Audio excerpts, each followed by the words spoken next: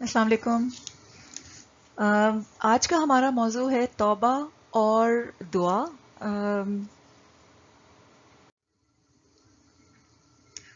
یہ سب سے پہلے ہم توبہ کے اوپر بات کرتے ہیں۔ جو آج کل کے جو حالات چل رہے ہیں کووڈ-19 کو لے کے، اس کے لیے توبہ کی بہت زیادہ اہمیت ہے، اور خاص طور سے جو مہینہ ہے ماہ رمضان کا، اس کے اندر دعا اور توبہ اور اللہ تعالیٰ سے استغفار طلب کرنا، اللہ تعالیٰ سے توبہ مانگنا بہت زیادہ ضروری ہے۔ اس میں چھوٹا سا جو ہمارا مسلمانوں کے ذہن میں جو توبہ کا جو کانسیپٹ ہے وہ یہ ہے کہ ہم اللہ تعالیٰ سے توبہ مانگتے رہنا چاہیے، ہمیں اللہ تعالیٰ سے استغفار مانگتے رہنا چاہیے، اور یا تو مصلی پہ بیٹھ کے یا دل سے یا اپنی زبان سے ہم کچھ الفاظ کہہ کے اللہ تعالیٰ سے توبہ کے طلبگار ہوتے ہیں۔ اور ہمیں یہ بھی نہیں پتا ہوتا کہ ہمارا قصور کیا ہے۔ اس کو تھوڑا سا السٹریٹ کرنے کے لیے میں آپ کو ایک ایگزامپل دیتی ہوں کہ مسٹر اے جو ہیں وہ مسٹر بی کے پاس جاتے ہیں اور ان سے یہ کہتے ہیں کہ مجھے آپ معاف کر دیں۔ تو مسٹر بی اس سے پوچھتے ہیں کہ آپ کس بات کی مجھ سے معافی مانگ رہے ہیں؟ تو مسٹر اے یہ کہتے ہیں کہ میں اس پہ بات نہیں کرنا چاہتا، لیکن آپ بس مجھ کو معاف کر دیں، میں آپ سے اپنی غلطیوں کی معافی مانگ رہا ہوں، بس آپ مجھ کو معاف کر دیں۔ اب اس میں جب تک مسٹر بی کو یہ پتا ہی نہ ہو کہ کس چیز کی معافی مانگی جا رہی ہے، وہ کس بات پہ اس کو معاف کریں یا نہیں کریں، یہ ایک چھوٹا سا سوال ہے جو بہت لاجیکلی آتا ہے۔ اسی طرح سے اگر ہم جب توبہ مانگ رہے ہوتے ہیں اللہ تعالیٰ سے، تو ہمیں مسلمانوں کو یہ پتہ ہی نہیں ہوتا کہ ہم نے کس بات کی توبہ مانگنی ہے، ہم نے کس بات، کون سی ایسی ہماری غلطی ہے جو ہم کر رہے ہیں یا کرتے جا رہے ہیں جس کی ہم نے توبہ مانگنی ہے۔ تو اگر آپ قرآن میں دیکھیں تو قرآن میں توبہ کا ایک بہت ڈیفائن پروسیجر ہے۔ توبہ بیسکلی روٹ ورڈ ہے، توب سے نکلا ہے، جس کا بیسک مطلب یہ ہے کہ جیسے آپ یو ٹرن لے لیں۔ اب جب بھی آپ کہیں کسی رستے پہ جا رہے ہیں، اگر آپ نے یو ٹرن لینا ہے تو اس کے 3 امپورٹنٹ سٹیپس ہیں۔ جو سب سے پہلا سٹیپ ہے وہ یہ ہے کہ آپ جو غلط رستہ ہے وہ آپ چھوڑ دیں۔ اس کے لیے اس بات کی نشاندہی کرنا کہ یہ غلط ہے یا یہ غلط کام میں کر رہی ہوں، یہ سب سے زیادہ ضروری ہے۔ سب سے پہلا سٹیپ یہ ہے کہ اس غلط کام کو چھوڑ دیا جائے۔ دوسرا سٹیپ یہ ہے کہ اس کا جو بھی اس کا کفارہ ہے وہ عطا کیا جائے، جو بھی اس غلط کام کی وجہ سے جو بھی غلطی ہوئی ہے، اس کا جو بھی امپیکٹ ہے اس کو ریکٹیفائی کیا جائے، اس کو کمپنسیٹ کیا جائے، اس کا کفارہ ادا کیا جائے اور اس کی اصلاح کی جائے۔ اور پھر تیسرا سٹیپ یہ ہے کہ ایک بہت پختہ عہد لیا جائے اپنے آپ سے کہ میں یہ غلط کام دوبارہ نہیں کروں گا یا نہیں کروں گی، اور سیدھے رستے پہ اپنے آپ کو ثابت قدم رکھ لیا جائے اور سیدھا رستہ پھر نہ چھوڑا جائے۔ اسی طرح سے اگر آپ کسی کام کی بات کرتے ہیں تو توبہ کا ان بیسک جو مطلب ہے، اس میں 3 امپورٹنٹ سٹیپ ہیں۔ سب سے پہلے یہ کہ یہ آئیڈینٹیفائی کیا جائے کہ کیا غلط کام کیا جا رہا تھا، اور پھر اس غلط کام کو کرنے کو آپ چھوڑ دیں کمپلیٹلی۔ اس کا میں ایک ایگزامپل یہ لے سکتی ہوں کہ مثال کے طور پہ کوئی شخص آپ کے ساتھ کام کر رہا ہے، آپ کا کسی بھی اس میں آپ کا ملازم ہے، اور جو بھی اس کا حق ہے، جو بھی اس کا ڈیو رائٹ ہے وہ آپ اس کو نہیں دے رہے ہیں، اس کی تنخواہ میں کمی بیشی کر کے اس کو دیا جا رہا ہے، تو سب سے پہلے یہ آئیڈینٹیفائی کرنا کہ آپ یہ غلط کام کر رہے ہیں، یہ پہلا سٹیپ ہے کہ میں یہ غلط کام کر رہی ہوں، مجھے یہ کام نہیں کرنا چاہیے۔ تو اگلے مہینے سے جو بھی اس کا ڈیو رائٹ ہے، جو بھی اس کا حق ہے، وہ آپ اس کو دینا شروع کر دیں۔ یہ سب سے پہلا سٹیپ ہے، وہ اس کا ڈیو رائٹ جو آپ اس کی حق تلفی کر رہے تھے وہ آپ کرنا ختم کر دیں۔ دوسرا یہ ہے کہ اب تک جتنے بھی عرصے اس نے آپ کے ساتھ کام کیا ہے اس کا آپ کفارہ ادا کریں، اس کو اس کا وہ ڈیو رائٹ اس کو دیں۔ جو بھی آپ نے کمی بیشی کی ہے اس کمی بیشی کو پورا کر کے اس کا جو بھی حق بنتا ہے وہ آپ اس کو دینا شروع کر دیں۔ تو بیسکلی سیکنڈ سٹیپ پہ آپ کفارہ ادا کر رہے ہیں، جو بھی آپ کی غلط اقدام کی وجہ سے جو بھی جو بھی اس کا امپیکٹ ہوا ہے اس امپیکٹ کو آپ صحیح کر رہے ہیں. اور پھر تیسرے اسٹیپ میں اب اینڈ آنورڈ آپ یہ فرم کمٹمنٹ کرتے ہیں, ایک بہت پختہ عہد کرتے ہیں کہ یہ دوبارہ نہیں کریں گے, اور اس کا ڈیو رائٹ اس کو اب آپ دینا شروع کریں اور آئندہ سے کبھی یہ کام نہیں کریں. تو جو تیسرا اسٹیپ ہے اس میں بہت ضروری ہے کہ جو بھی غلط کام سے آپ صحیح راستے کی طرف آئے ہیں وہ صحیح راستے پہ رہنا, جس کا مطلب یہ ہے کہ آپ ری فوکس کریں, اپنے ایمان کو دوبارہ سے پختہ کریں اور عمل صالحات کی طرف آپ دوبارہ توجہ دے دیں, اپنی پوری کی پورا زور اس پہ لگا. اس کو قرآن میں بہت خوبصورتی سے اس آیت میں اللہ تعالیٰ نے بیان کیا ہے, جس میں اللہ تعالیٰ کہتا ہے کہ ہر جس نے اپنے ظلم کے بعد توبہ کی اور اصلاح کر لی تو اللہ اس کی توبہ قبول کرے گا, بے شک اللہ بخشنے والا مہربان ہے. اصلاح کا ورڈ قرآن میں بہت ڈفرینٹ معنوں میں آیا ہے.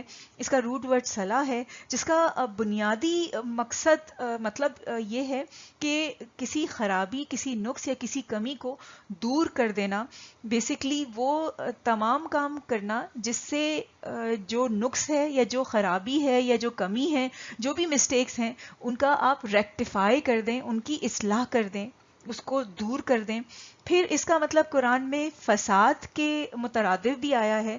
فساد قرآن میں آیا ہے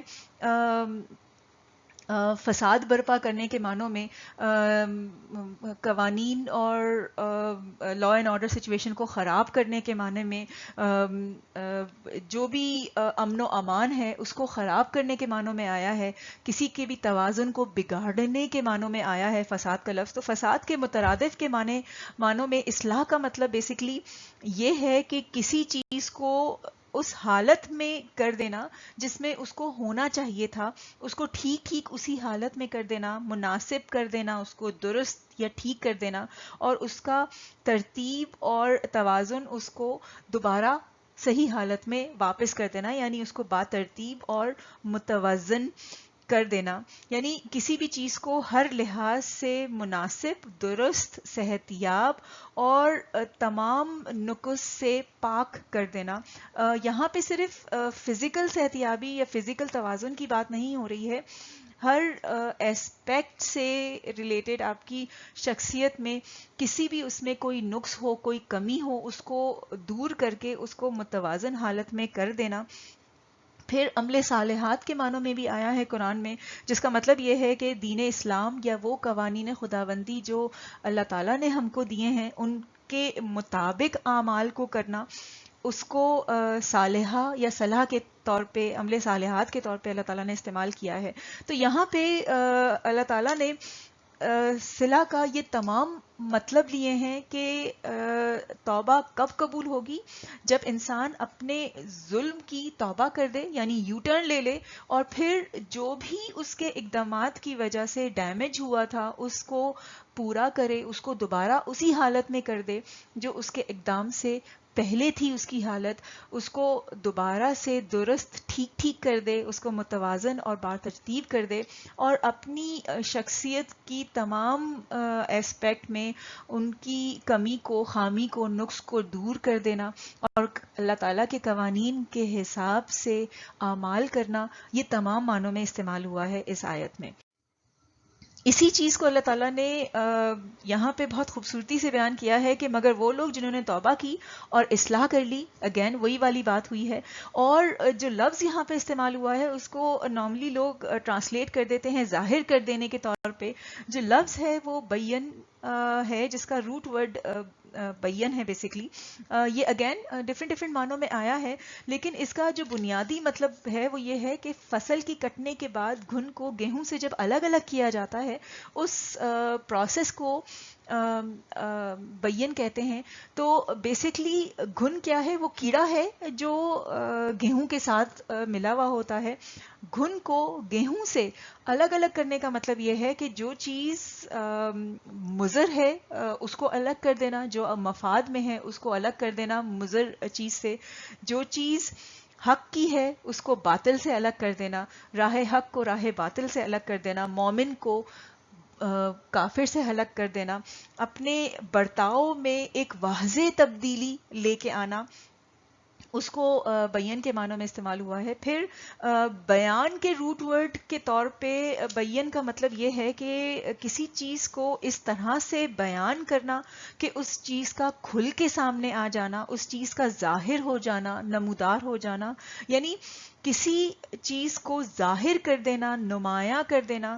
بیسیکلی حقیقت کو ظاہر کرنے کے معنوں میں ہے، صاف صاف حق کو ظاہر کر دینا یا نمایاں کر دینے کے معنوں میں ہے. تو یہاں پہ جو اللہ نے لفظ استعمال کیا ہے توبہ کے پروسیس میں، سب سے پہلے تو اصلاح کا لفظ استعمال کیا ہے. پھر بیان کا مطلب یہ ہے کہ آپ کے برتاؤ میں ایک واضح تبدیلی آنی چاہیے، وہ تبدیلی آنی چاہیے جس سے ظاہر ہو جائے جو حقیقت ہے، جو حق ہے وہ ظاہر ہو جائے، جو آپ کا جو بھی حقیقت ہے وہ نمایاں ہو جائے. پھر آپ کے برتاؤ میں واضح تبدیلی اس طرح سے آنی چاہیے کہ صاف صاف الگ ہو جائے آپ کا بیہیویئر جو پہلے تھا، جو برتاؤ پہلے تھا وہ باطل والا تھا، اب ایک حق والا برتاؤ صاف صاف نظر آنا چاہیے، نمایاں ہونا چاہیے، ڈسٹنکٹلی کلیئر ہو جانا چاہیے. تبھی اللہ تعالیٰ کہتا ہے کہ میں ان کی توبہ قبول کرتا ہوں اور میں بڑا توبہ قبول کرنے والا، نہایت رحم کرنے والا ہوں. کن صورتوں میں توبہ قبول نہیں ہوتی ہے؟ اللہ تعالیٰ کہتا ہے کہ ان لوگوں کی توبہ قبول نہیں ہے جو برے کام کرتے رہتے ہیں یہاں تک کہ جب ان میں سے کسی کی موت کا وقت آ جاتا ہے اس وقت وہ کہتا ہے کہ اب میں توبہ کرتا ہوں. اس طرح ان لوگوں کی توبہ قبول نہیں ہے. جو کفر کی حالت میں مرتے ہیں ان کے لیے ہم نے دردناک عذاب تیار کیا ہے. تو ایسے لوگ جو توبہ بھی کرتے رہیں اور ساتھ ساتھ واپس بھی اپنے وہی برے اعمال کرتے رہیں، اللہ تعالیٰ ان کی توبہ قبول نہیں کرتا. بیکاز اس طرح کے لوگ اس وقت کو پہنچ جاتے ہیں جہاں پہ وہ برے اعمال کرتے کرتے، توبہ کرتے کرتے بستر مرگ پہ ہوتے ہیں، اور موت کے وقت وہ دوبارہ توبہ کرنے کی کوشش کرتے ہیں. اللہ تعالیٰ کہتا ہے کہ میں لوگوں کی توبہ قبول نہیں کرتا. اور بیسکلی اللہ تعالیٰ یہ کہتا ہے کہ اگر تم پھر سے وہی کرو گے، اگر تم پلٹ جاؤ گے تو میں بھی پلٹ جاؤں گا. جس کا مطلب یہ ہے کہ اگر تم پہلے راہ باطل پہ چل رہے تھے، اب تم راہ حق پہ چل رہے ہو، اگر تم پلٹ کے وہی سب کچھ دوبارہ سے کرو گے تو میں بھی پلٹ جاؤں گا، جبکہ میں قریب ہوں تم پہ رحم کرنے کے، تمہاری توبہ قبول کرنے کے. لیکن اس کے لیے شرط یہ ہے کہ جب تم ایک مرتبہ توبہ کر لو تو پھر تم راہ حق پہ ہی قائم رہو. بار بار برے اعمال کرنا اور پھر بار بار توبہ کرنا اس امید پہ کہ اللہ تعالیٰ بخشنے والا، نہایت مہربان رحم والا ہے. یہ امید اس حد تک صحیح ہے جہاں پہ آپ کا دل سے آپ نے ایک پختہ عہد کیا ہے کہ آپ دوبارہ سے برے کام نہیں کر رہے ہیں. لیکن اگر آپ پلٹ جائیں گے تو اللہ تعالیٰ کہتا ہے میں بھی پلٹ جاؤں گا. تم اگر وہی کرو گے تو پھر میں بھی وہی کروں گا. تو اگر دیکھا جائے تو توبہ بیسکلی کوئی بھی آفت آنے کے بعد، کوئی بھی عذاب آنے کے بعد، کوئی بھی کنڈیشن آنے کے بعد ایک سارٹ آف ایک ٹریٹمنٹ ہے جو اللہ تعالیٰ نے قرآن میں دیا ہے، جس کا بیسک مقصد یہ ہے کہ ہم یو ٹرن لے لیں. ابھی جو ہمارے پہ حالات آئے ہوئے ہیں یہ وقت ہے سیلف ریفلیکشن کا، خود کے محاسبے کا، یہ دیکھنے کا کہ ہم کیا کیا برے اعمال کر رہے تھے، کہاں کہاں ہم نے غلطیاں کی ہیں. ان غلطیوں کی توبہ مانگنے کا طریقہ یہی ہے کہ ہم سب سے پہلے آئیڈینٹیفائی کریں، یہ دیکھیں کہ ہم نے کہاں کہاں غلطیاں کی ہیں، پھر ان کا کفارہ دیں، اپنی اصلاح کریں، اور پھر ہمارے بیہیویئر میں ایک واضح برتاؤ میں، ہمارے اس میں ایک واضح فرق آنا چاہیے. ہمارے برتاؤ سے حقیقت کو نمایاں ہونا چاہیے، ظاہر ہونا چاہیے. ہمیں دوبارہ سے ایک فرم کمٹمنٹ کرنا چاہیے، ایک پختہ عہد کرنا چاہیے اپنے آپ سے بھی اور اللہ تعالیٰ سے بھی کہ ہم یہ دوبارہ کام نہیں کریں گے. اپنے ایمان کو دوبارہ سے پختہ کرنا اور عمل صالحات کرتے ہوئے راہ حق پہ برقرار رہنا، تبھی اللہ تعالیٰ ہماری توبہ کو قبول کرتا ہے. دوسرا جو ٹاپک ہے آج دعا کا ہے. توبہ اور دعا کا ایک بہت میجر جو ڈفرنس ہے، جو فرق ہے، وہ یہ ہے کہ توبہ ہوتی ہے ہمارے جو ماضی میں کیے گئے کام ہیں ان سے متعلق، اور دعا ہے ہمیں جو آج چاہیے یا جو ہمیں اپنے مستقبل میں چاہیے اس سے متعلق ہے. توبہ ہمارے غلط کام جو ہم نے کیے ہیں ان سے واپس آنے کا، اللہ تعالیٰ سے توبہ سیکھ کرنے کا، جو ہمارے ماضی میں جو ہم نے کام کیے ہیں ان سے ایک طریقہ ہے. جبکہ دعا ہماری وہ خواہشات ہیں، ہمارے وہ چیزیں ہیں جو ہمیں چاہیے ہمارے کرنٹ، ہمارے آج کے حالات کے لیے یا ہمارے مستقبل کے لیے. تو ایک ہم نے جو سب سے پہلا ذکر کا سیشن کیا تھا اس میں ہم نے یہ دیکھا تھا کہ رمضان کی جتنی بھی آیتیں ہیں ان آیتوں کے درمیان میں یہ والی آیت ہے جو اس بات کی ہمیں نشاندہی کرتی ہے کہ دعا رمضان کے مہینے میں کس حد تک سگنیفیکنٹ ہے، کس حد تک پروفاؤنڈ ہے، کس حد تک اس کی اہمیت ہے. کیونکہ اللہ تعالیٰ کہتا ہے کہ جب آپ سے میرے بندے میرے متعلق سوال کریں تو میں نزدیک ہوں، جس کا مطلب ہے کہ ماہ رمضان میں اللہ تعالیٰ اور بھی نزدیک ہے، اور ماہ رمضان کے اندر دعا کی اہمیت کہیں زیادہ بڑھ کے ہے. دعا کرنے والے کی میں دعا قبول کرتا ہوں جب وہ مجھے پکارتا ہے، پھر چاہیے کہ وہ میرا حکم مانے اور ایمان لائے. تو اس آیت میں 3 ضروری باتیں ہمیں پتہ چلی ہیں. سب سے پہلی ضروری بات یہ ہے کہ ماہ رمضان میں اللہ تعالیٰ ہم سے اور زیادہ قریب ہے. ماہ رمضان میں دعا کی اہمیت بہت زیادہ ہے، بہت بڑھ کے ہے. دوسری بات یہ ہے کہ دعا کی قبولیت اللہ تعالیٰ تب کرتے ہیں جس کی 2 کرائیٹیریا ہیں. سب سے پہلا کرائیٹیریا یہ ہے کہ وہ میرا حکم مانے، اور حکم کون سے ہیں؟ وہ خداوند تعالیٰ کی طرف سے عطا کردہ وہ تمام قوانین ہیں جو دین اسلام کی صورت میں ہم کو ملے ہیں، ان پہ عمل کرنا. اللہ تعالیٰ کہتا ہے کہ یہ پہلا کرائیٹیریا ہے، اور دوسرا کہ ایمان لائے، ہمارے ایمان کو پختہ ہونا چاہیے. ان 2 کرائیٹیریا کی بیس پہ اللہ تعالیٰ کہتا ہے کہ میں اپنے دعا کرنے والے کی دعا قبول کرتا ہوں.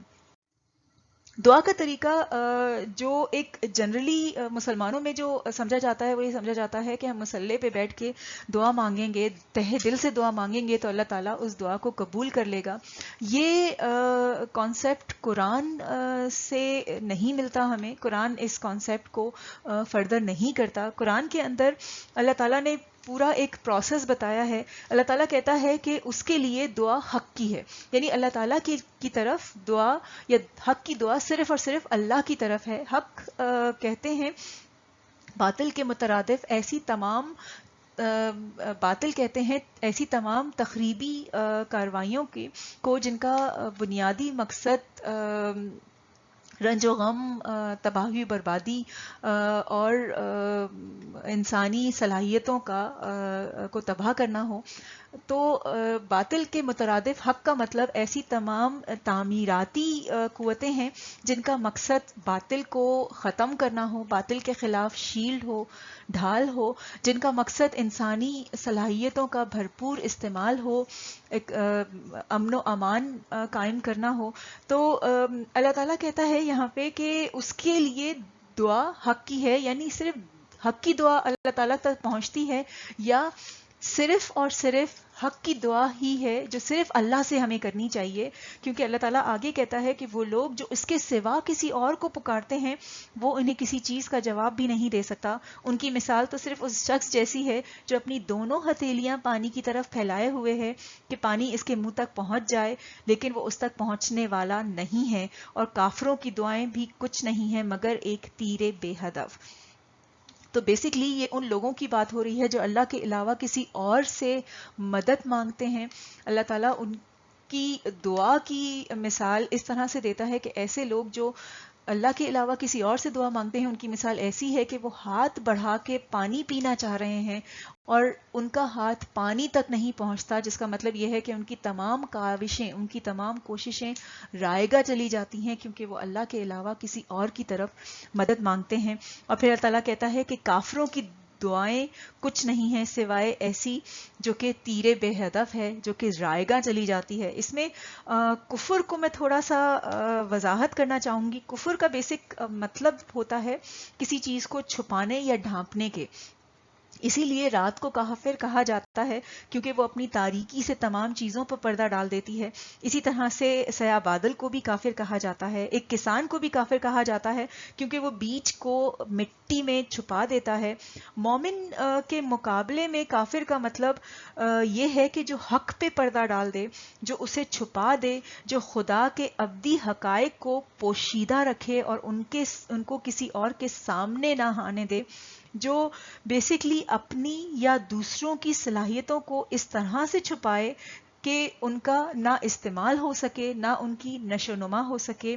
اور کفران استعمال ہوتا ہے مشکور کے مقابلے میں بھی، جس کا مطلب کفران نعمت ہے، جس کا مطلب یہ ہے کہ نعمتوں کو اس طرح سے چھپا لینا یا نعمتوں کو اس طرح سے کا انکار کرنا کہ وہ نوح انسان کی بھلائی کے لیے استعمال نہ ہو سکیں، اس کو بھی اللہ نے کفر کے مطلب میں لیا ہے. تو اگر ہم اس آیت میں دیکھیں تو کفر کے یہ تمام معنی ہیں کہ جو مومن کے خلاف ہے، حق کو جو چھپاتا ہے، جو ایمان نہیں لایا ہے، جو اپنی یا کسی اور کی صلاحیتوں کو اس طرح سے چھپائے یا ان کو نشو نما نہ ہونے دے، یا جو اللہ کی نعمتوں کو اس طرح سے چھپائے کہ وہ بھلائی انسانیت کی فلاح و بہبود کے کام نہ آ سکیں، ان تمام کو اللہ تعالیٰ نے کفر کے مد میں ڈالا ہے. تو اللہ تعالیٰ یہی کہتا ہے کہ کفر کی جتنی بھی کاوشیں ہیں، یہ جتنی بھی دعائیں ہیں، وہ کسی کام نہیں آتی، وہ رائگاں چلی جاتی ہیں، وہ ضائع ہو جاتی ہیں. پھر یہاں پہ اللہ تعالیٰ نے دو اور کرائیٹیریا دیا ہے. ایک دیا ہے کہ وہ جو ایمان لایا اور جو مومن ہے، تو اللہ تعالیٰ اسی کی دعا قبول کرتا ہے. جو کوئی اچھے کام کرے اور وہ مومن ہے تو اس کی کوششیں رائگاں نہیں جاتی، بے شک ہم اس کے لکھنے والے ہیں. جو لفظ یہاں پہ کوشش کے لیے استعمال ہوا ہے وہ ہوا ہے سعی کا لفظ.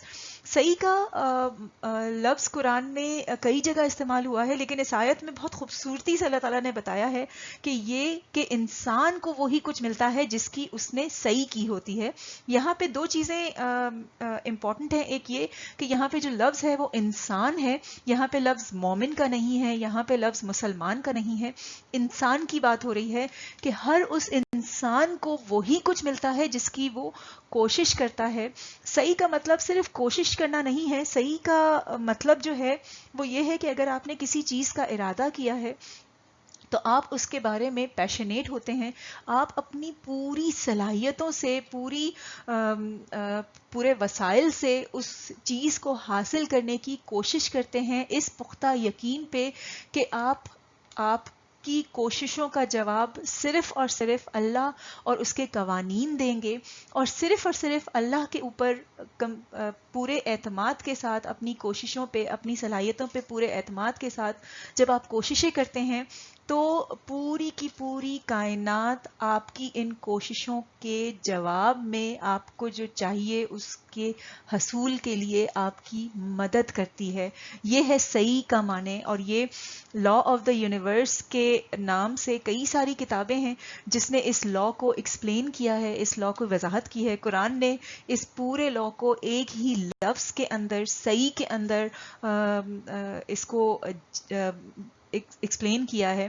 تو صحیح کا جو کانسیپٹ ہے اس کو میں تھوڑا سا اور ایکسپلین کرنا چاہوں گی رسول کی ایگزامپل لے کے، حضرت یونس علیہ السلام کی ایگزامپل لے کے، کی مثال لے کے. ہم سب کو معلوم ہے کہ ان کو مچھلی نے لقمہ بنا دیا تھا، اور اللہ تعالیٰ یہاں پہ یہ کہتے ہیں کہ بس اگر یہ بات نہ ہوتی کہ وہ مسبحین والوں میں سے ہوتا.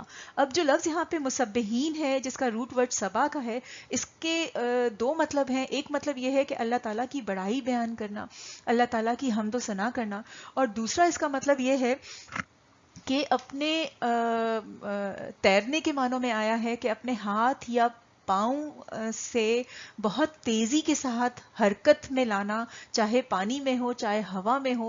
بیسیکلی جدوجہد کے معنوں میں ہے، کوشش کے معنوں میں ہے، اپنی پوری توانائی سے کوشش کے معنوں میں استعمال ہوا ہے لفظ. تو اللہ تعالیٰ یہ کہتا ہے کہ اگر حضرت یونس علیہ السلام مچھلی کے پیٹ سے نکلنے کے لیے اپنی پوری توانائی، اپنی پوری صلاحیتوں کے ساتھ کوشش کر کے جدوجہد کر کے مچھلی کے پیٹ سے نہیں نکلتے تو وہ اس کے پیٹ میں اس دن تک رہتے جب تک کہ لوگ اٹھائے نہیں جاتے.